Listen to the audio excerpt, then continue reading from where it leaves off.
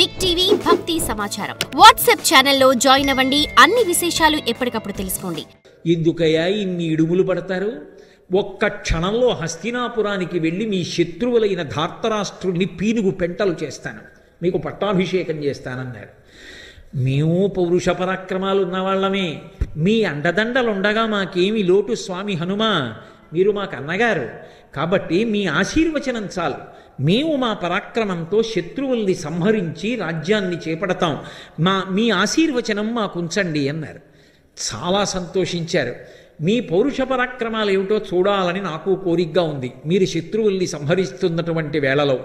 కాబట్టి కురుక్షేత్ర సంగ్రామం ప్రారంభమవుతున్నప్పుడు ఒక్కసారి నన్ను స్మరించండి.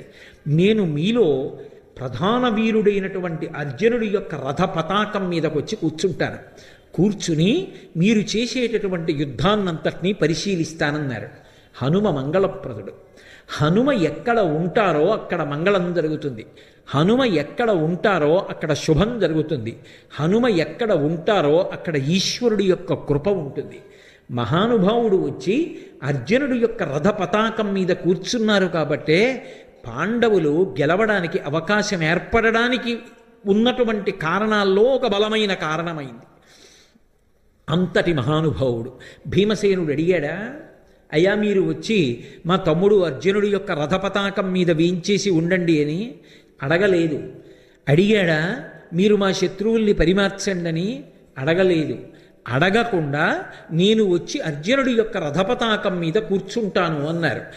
ఎక్కడ ధర్మం ఉంటుందో, ఎక్కడ ధర్మానురక్తి ఉంటుందో, ఎక్కడ ఈశ్వర భక్తి ఉంటుందో అక్కడక్కడ పిలవవలసినటువంటి అవసరం లేకుండా స్వామి హనుమ బయలుదేరి వస్తూ ఉంటారు. అసలు హనుమ లేకపోతే ఉపద్రవము గడవదు. నేను అందుకే మీతో మొట్టమొదట్లోనే మనవి చేయడానికి కారణం అదే.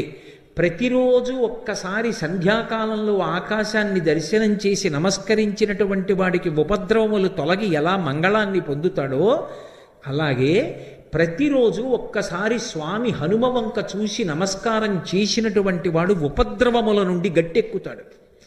అది ఎంత మహోపద్రవం అవనివ్వండి, గట్టెక్కడానికి స్వామి హనుమ కారణమవుతారు. ఆయన గట్టెక్కిస్తారు. ఆయన యొక్క శక్తి అటువంటిది. మీకు నేను రామాయణంలోంచే ఈ మాట అన్నందుకు ఒక సందర్భాన్ని నిరూపణం చేస్తాను. రామాయణంలో రామరావణ యుద్ధం అయిపోయింది. రావణాసురుడు మరణించాడు. సీతారాములకు పట్టాభిషేకం అయిపోయింది. రామచంద్రమూర్తి సంతోషంగా పరిపాలన చేస్తున్నారు. అగస్త్యాది మహర్షులు ఒకసారి అయోధ్యానగరానికి విజయం చేసి రామదర్శనాన్ని అపేక్షించారు.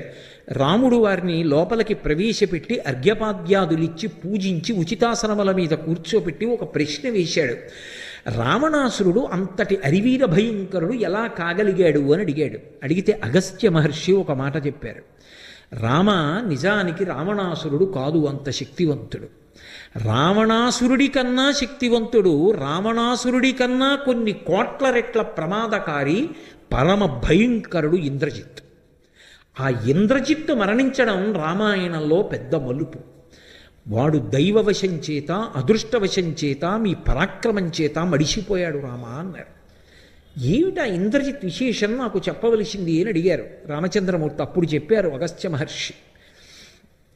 చాలా చిన్న వయస్సులో కృష్ణాజినం కట్టుకుని యజ్ఞోపవీతం వేసుకుని శిఖతో ఉండగా అంత చిన్న వయస్సులో 7 యజ్ఞాలు చేశాడు. అవి ఒకటి కాదు, అశ్వమేధము, వాజపేయము, పౌండరీకము ఇటువంటివి 7 పూర్తి చేశాడు. 7వది మహేశ్వర ప్రీతి కొరకు చేశాడు.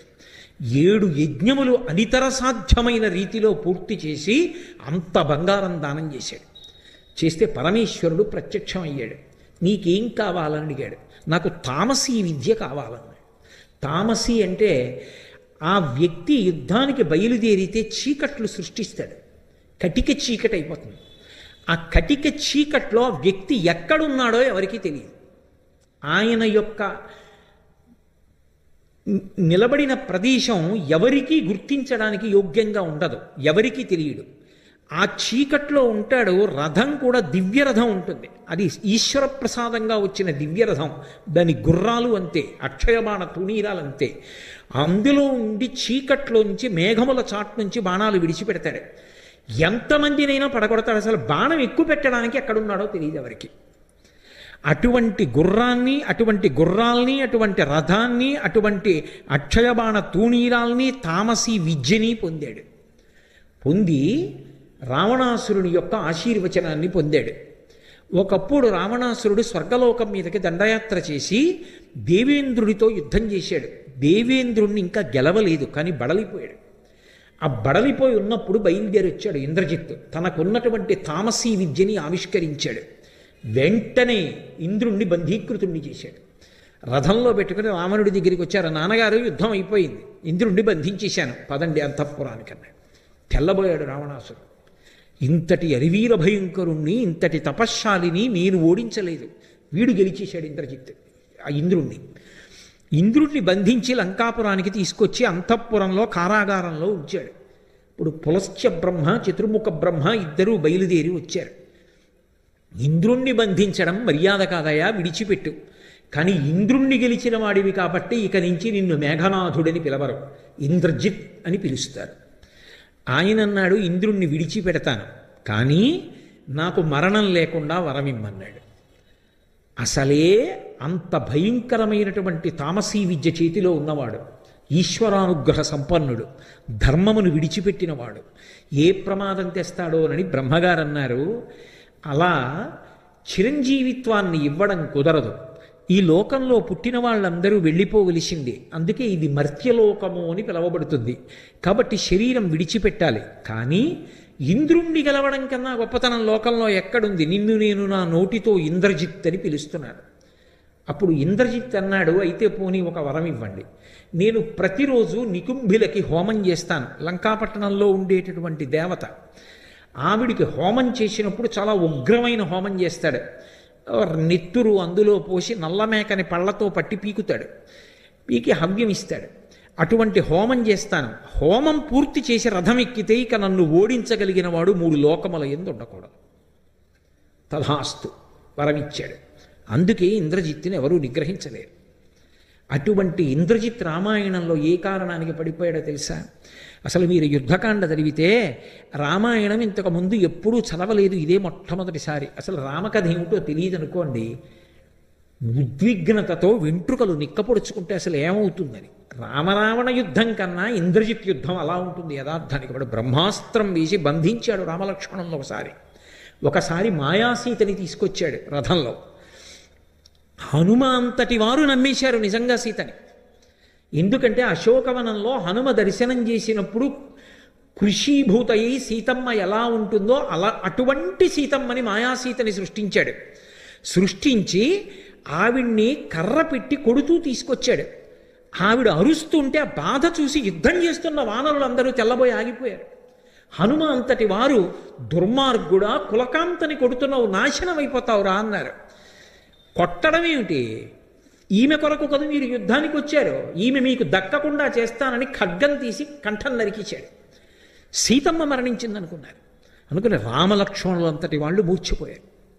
లక్ష్మణస్వామి తెలివి పొంది రామచంద్రమూర్తిని ఊరడించాడు. ఇంకేమి రామాయణం అసలు. వానరులందరూ దిక్కులు పట్టి పారిపోయారు. హనుమంతటి వారు కూడా నిర్వేదానికి గురైపోయారు. అప్పుడు అదృష్టవశాత్తు విభీషణుడు వచ్చాడు. వాడు మాయావి, రాక్షసుడు. వాడు సీతమ్మని చంపుతాడా? అంత కామమున్న రావణుడు సీతమ్మని సంహరిస్తే ఒప్పుకుంటాడా? ఒక్కనాటికి ఒప్పుకోడు. ఆమె మాయాసీత. తన మాయాశక్తుల చేత సృజించాడు సీతమ్మని. మీ అందరినీ మానసిక దౌర్బల్యానికి గురి చేశాడు. వాడు ఇప్పుడు హోమం చేయడానికి వెడతాడు. నికుంభల దేవాలయంలో ఉంటాడు. వాడు హోమం చేయడం పూర్తయిపోయిందా, ఇక వాడిని ఎవరూ పట్టుకోలేరు. వాడు యుద్ధానికి వచ్చేశాడా, మొత్తం వానర సైన్యాన్ని సంహరిస్తాడు. ఆ హోమం పూర్తవ్వకుండా మనం వెళ్ళాలి. హనుమ, లక్ష్మణ బయలుదేరండి అన్నారు. వెంటనే లక్ష్మణస్వామి, హనుమ బయలుదేరారు. ఆ నికుంభల దేవాలయంలో కూర్చున్నాడు. బయటంతా రాక్షసుల్ని కాపు పెట్టాడు. భయంకరమైనటువంటి హోమం చేస్తున్నాడు. హోమం పూర్తయి పీఠమించి లేచాడా, మళ్ళీ ఒక ప్రత్యేక రథం హోమగుండంలోంచి వస్తుంది. అది ఎక్కుతాడు. ఎక్కితే ఇక కనపడ్డా తామసీ విద్యని ఉపాసన చేసి అక్కడి నుంచి అస్త్రప్రయోగం చేస్తాడు. కాబట్టి ఇప్పుడు పీటల నుంచి లేచిపోవాలి. బ్రహ్మగారికి మాట ఇచ్చాడు, ఏ రోజునైనా హోమం చేస్తుండగా పూర్తి చెయ్యకుండా పీటల నుంచి లేచిపోతే ఆ రోజున నేను మరణిస్తానన్నాడు. ఇంద్రజిత్ చచ్చిపోతే తప్ప ఆ యుద్ధం గెలవడం సాధ్యం కాదు, పడిపోవాలి ఇంద్రజిత్. అలా పడిపోవాలంటే పీటల మించి లేచిపోవాలి. పీటల మించి లేచిపోవాలంటే ఎలా? మహానుభావుడు స్వామి హనుమకి సాధ్యమైంది. అక్కడ ఉన్న వానర వీరులందరినీ మర్దించేశారు, అక్కడ ఉన్న రాక్షస వీరుల్ని మర్దించేశారు పట్టుకుని. ఆ చుట్టుపక్కల కాపలా ఉన్న వాళ్ళు పెద్ద పెద్ద కేకలు పెట్టారు, ఓయ్ ఇంద్రజిత్తు, అసలు తర్వాత నువ్వు ఈ హోమం పూర్తి చేయడం, యుద్ధానికి వెళ్ళడం, అసలు మేము బతికుంటే కదూ, ఓ పక్క నుంచి మమ్మల్ని అందరినీ చంపేస్తున్నాడు ఈ హనుమ, ఈయన వచ్చి నీ మీద పడిపోతాడు, లే రా రక్షించు రక్షించు అని అరిచారు. తన వారన్న వారందరూ చేస్తున్నటువంటి ఆ హాహాకారాలు, ఆ కేకలు విని తట్టుకోలేకపోయాడు ఇంద్రజిత్. తట్టుకోలేక చేస్తున్న హోమాన్ని మధ్యలో విడిచిపెట్టి పీఠమించి లేచిపోయి రథం ఎక్కాడు. ఇదే అదును సంహరించి వాళ్ళన్నాడు విభీషణుడు లక్ష్మణస్వామిని. స్వామి హనుమ రోజున అలా బుద్ధితో యుక్తి పన్ని ఉండి ఉండకపోతే, అంత బలంతో రాక్షసుల్ని మర్దించి ఉండకపోతే అసలు లేస్తాడా పీటల మించి ఇంద్రజిత్? లేవకపోతే ఇంద్రజిత్తుని సంహారం చేయడం కుదురుతుందా? ఆ రోజు వాడు హోమం పూర్తి చేస్తే ఏమయ్యేదో రామాయణం. హోమం పూర్తి చేయకుండా రథం ఎక్కి యుద్ధానికి వచ్చాడు. యుద్ధానికి వస్తే ఇద్దరి మధ్య భయంకరమైన యుద్ధం జరుగుతోంది. లక్ష్మణస్వామి నేల మీద ఉన్నారు, వాడు రథం మీద ఉన్నాడు, అది దివ్యరథం. అప్పుడు స్వామి హనుమ వాహనమై లక్ష్మణస్వామిని తన భుజాల మీదకి ఎక్కించుకున్నారు. ఎక్కించుకున్న నాడు ఆ హనుమని బాణములు పెట్టి కొడితే పూచిన మోదుగు చెట్టులా అయ్యారు. అయినా సరే రామకార్యం కోసం, రాముడి కోసం, ధర్మం కోసం, తనని నమ్ముకున్న వానరుల కోసం, తన ప్రభు అయిన సుగ్రీవుడి కోసం లక్ష్మణస్వామిని వహించారు. భయంకరమైనటువంటి యుద్ధం ఇద్దరికీ మధ్య జరిగింది. అంత భయంకరమైనటువంటి యుద్ధం జరిగితే ఆ యుద్ధంలో చిట్ట చివరికి రౌద్రాస్త్రాన్ని ప్రయోగించాడు, రథాన్ని పడగొట్టాడు, సారథిని పడగొట్టాడు. చిట్ట చివరికి ఇంద్రజిత్తు ఇవన్నీ పోయినా సరే చేతిలో ఖడ్గాన్ని పట్టుకొని వేరొక ధనస్సు తీసుకుని లక్ష్మణస్వామి మీదకి యుద్ధానికి వచ్చాడు. ఐంద్రాస్త్రాన్ని ప్రయోగించి రామాయణానికి మూలమంత్రం అంటారు, ధర్మాత్మ సత్యసంధశ్చ రామో దాశరథిర్యది పౌరుషీచ ప్రతిద్వంద్వశరైనం జహిరావణిం. ఈ మాటలు చెప్పి రావణుని యొక్క కుమారుడైన ఈ ఇంద్రజిత్తు మరణించుగాక అని బాణప్రయోగం చేస్తే అప్పుడు ఇంద్రజిత్తు యొక్క శిరస్సు ఛేదింపబడింది. స్వామి హనుమ లేకపోతే అసలు ఆ ఇంద్రజిత్తు సంహారం చెయ్యడం అనేటటువంటిది అంత తేలికగా జరిగి ఉండేదా అని ఆలోచన చేస్తే అసలు అది అంత తేలికగా జరిగేటటువంటి కార్యం కానే కాదు. For more videos like this, subscribe Big TV channel.